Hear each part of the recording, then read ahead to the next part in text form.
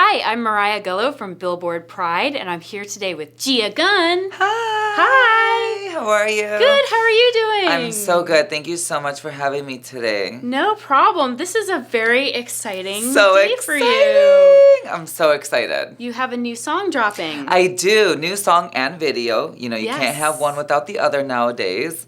It's called China Mas Latina. Para toda mi gente latina, estoy representando all of you. So I'm representing my Latin community while remembering about my Asian descent, of course. Excellent. So China Mas Latina literally translates to Latin Asian princess, Latin Asian girl, you know? Excellent. Tell me a little bit about the music video. What are we going to be seeing? So, my whole entire life, I've always grown up with people always asking me, like, so how do you speak such good Spanish, but you're Japanese American and you speak such good Spanish. And I always have to tell my whole life story about how when I was little, I met my very first best friend, who's still my best friend, in kindergarten. And I learned Spanish with her family because they're Mexican American. And it's just, the Latin community has always supported me. When I started performing drag, they always, supported me. And so what better way to show people who I am instead of just telling them. So I created this video also with Alaska, who has also been seen on Drag Race and is a previous All-Stars winner. We did a single a couple months ago called Stun, which was such a big hit for both of us. Yeah. And so I thought, what better way to also kind of mix American drag culture with the Latin culture as well as my Japanese culture. So the video is a little bit of all of that. Yes, it's kind of like your origin story. Exactly, yes. Excellent. And the video very much so does tell a story. So we start off in Japan, where I'm in a tea house with my geisha apprentices, and then intrudes Alaska, who is this Latin mafia gal who just stomps into my tea room and basically takes me with her to this marvelous Latin party where I then get yanked out of my geisha wear and put into my Latin wear. And the video just kind of trickles from there. There's dancing, there's partying, there's culture. It's also in Spanish and English with a reggaeton beat, of course, because reggaeton and Latin music is so popular right now. And it's always been so close to my heart, and I really wanted to create something that really represents me and also the unison of culture and language, and just show people that, regardless of what language any kind of art is in or whatever cultural references, whether we understand it or it's different, art is art, and we need to learn to appreciate all sorts of art, regardless whether we understand or it's not original or traditional is my point. Right. Because obviously, geishas speaking Spanish and singing reggaeton songs is obviously very out of the norm, but I'm very out of the norm, so I've learned to really accept that since my journey after RuPaul's Drag Race and learning about my gender identity and getting comfortable with being a trans woman and exploring my gender identity. I have really came to terms with accepting my background being Japanese American, but speaking Spanish. And it's something that I've kind of struggled with over the years, just because I've always been so scared of showing people my culture or showing people my true talent, which is Japanese classical dance, the dance form found in Kabuki theater, just because I've always been scared that people weren't going to understand or accept what I'm, delivering as an artist. But since transitioning, I've learned that we are who we are, and it doesn't matter if people, understand, because I think when it comes from the heart and it's genuine, people perceive that, and they can sense that, and they accept you. Yeah. So. Yeah, when you're a kid, you worry about being cool, and if hip hop is cool, you want to do hip hop, and if you're classically trained in exactly Japanese dance, you may shy about showing those skills Exactly. off. And I spent so many years growing up as a child just obviously suppressing my true identity. You know, I never knew that transitioning was an option. I never knew that a biological boy could live their truth as a female and, you know, go to the extents of changing my legal documents and, you know, even continuing to be a drag queen as a woman. I really learned to accept this part of my life, and I really have learned to just be happy and to share that with people is such a great honor. And even just to be here today is such a great honor for me because I feel like these are all blessings. And I've worked really hard to achieve what I have achieved, but most importantly, I've worked really hard on myself and coming to terms with who I am, and that's really helped me as an artist be able to move forward and has really brought some clarity to my life, which has also brought clarity to me as Gia Gunn and Gia Ichikawa, the person behind the personality. And did you run into any problems with the drag community when you were transitioning, or has it been pretty copacetic? Luckily, I haven't really run into any problems with the drag community or the LGBTQ plus community ever since coming out. I've actually sensed such a great sense of appreciation and thankfulness actually from the community. Like, I get a lot of people from my community thanking me for doing what I do and thanking me for coming out with my truth. And I was like, why are these people thanking me? Like, I'm not even really doing anything other than just living my life. But I've learned that being active in your community also, you know, exists of you just being you and being unapologetic about being you and sharing that with people, and people appreciate that. I think the only problems that I have had since transitioning in terms of with the drag is really with myself. For 6 years, I dressed up as a girl as a job. And it was an excuse for me to express myself in a feminine manner and not be judged by it, you know? But now that I don't dress up just to look like a girl, because I have now came to accept that I am a girl and that I embody a woman every single day of my life. And I'm medically changing, you know, my hormone levels and my chemical makeup to identify as female.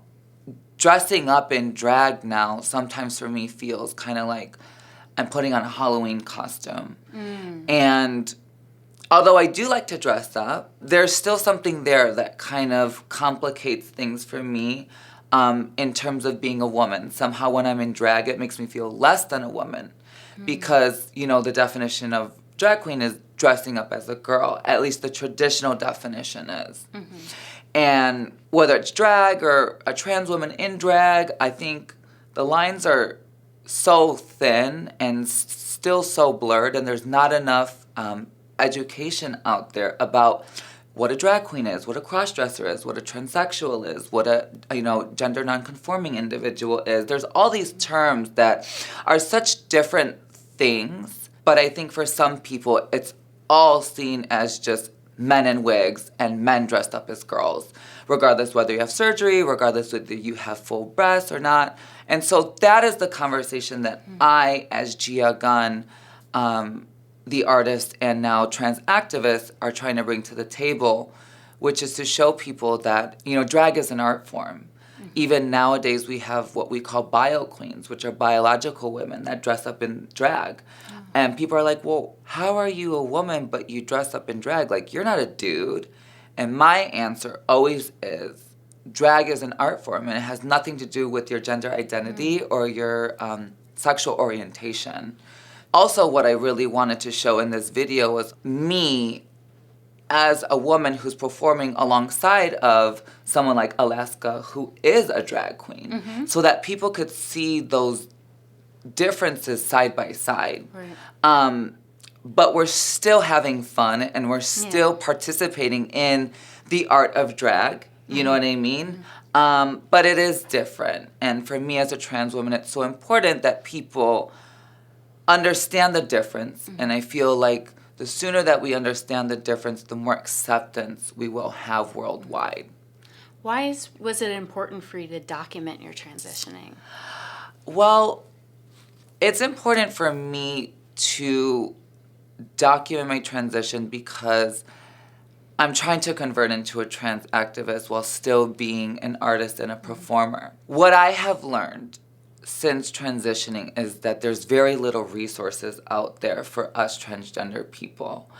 And I know that with the following that I have and the platform that RuPaul's Drag Race has given me, I have the great power to basically do whatever it is that I want with this platform. And it doesn't mean that I just have to perform and do drag shows. So I'm learning now, 6 years later.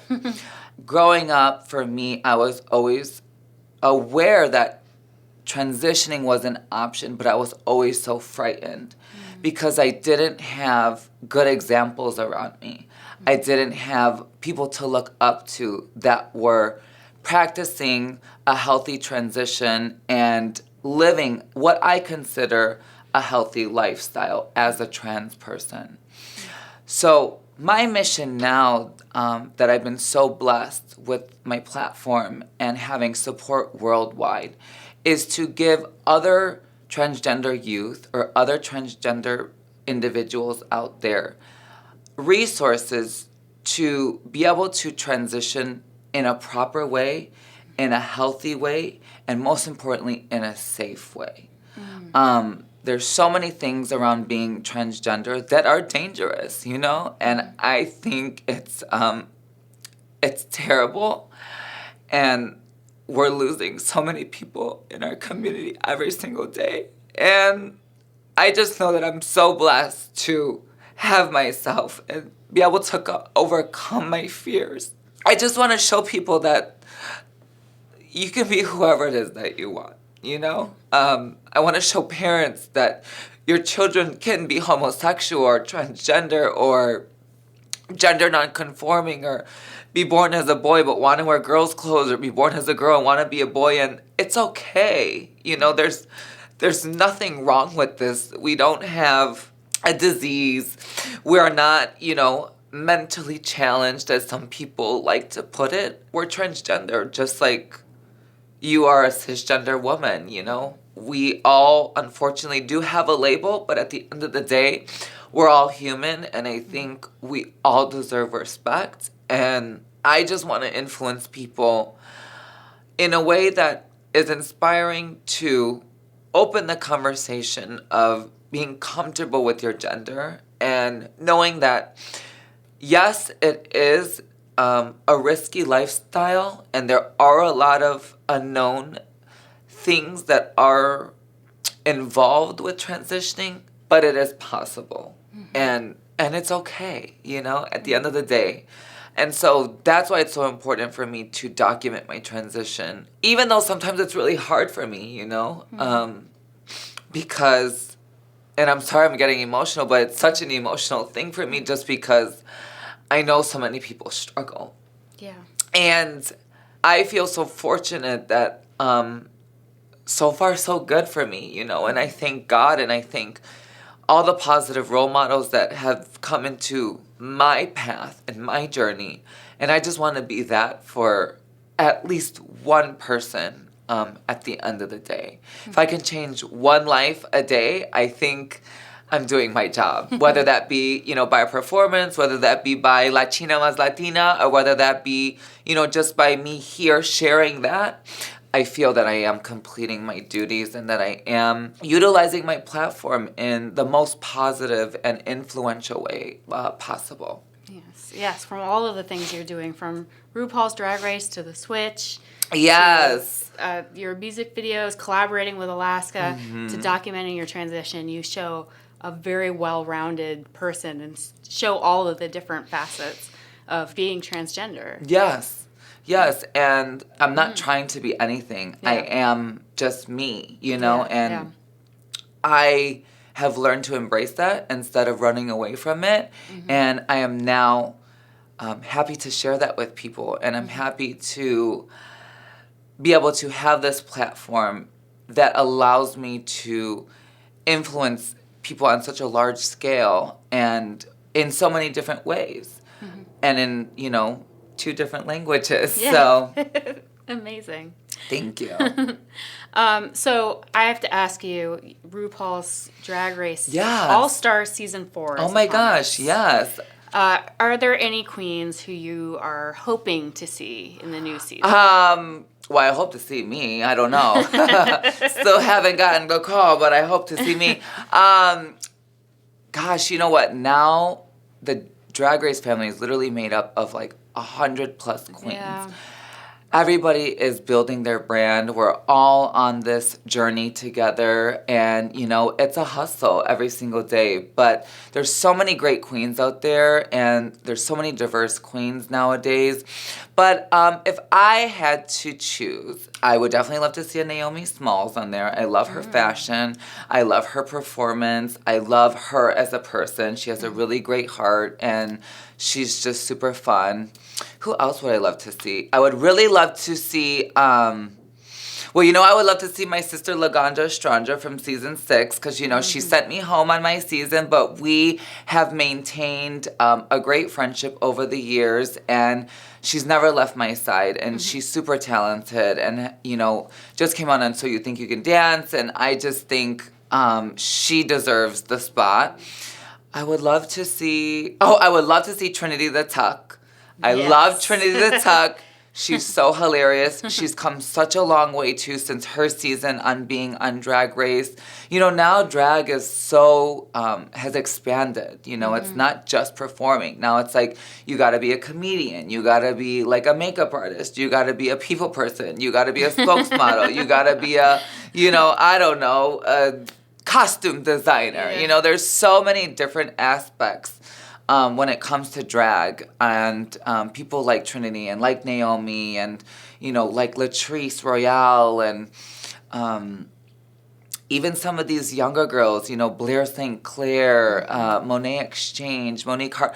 I mean, the talent nowadays is so fierce, and everybody is bringing something different to the table, which for me as an artist who's also very different. I just love to see our community shine and just literally keep moving forward with this empire of drag and this evolution that we have literally created, us as a community, I know RuPaul's Drag Race is literally on their 12th Emmy, and I know that, it's such a celebratory time for them, but honestly, for me and my community, I also feel like, well, girl, where's our Emmy? Like, we deserve an Emmy, too, as a community, because I feel like, as a community, we have really built this empire together, from the supporters to the promoters that, fund these shows, to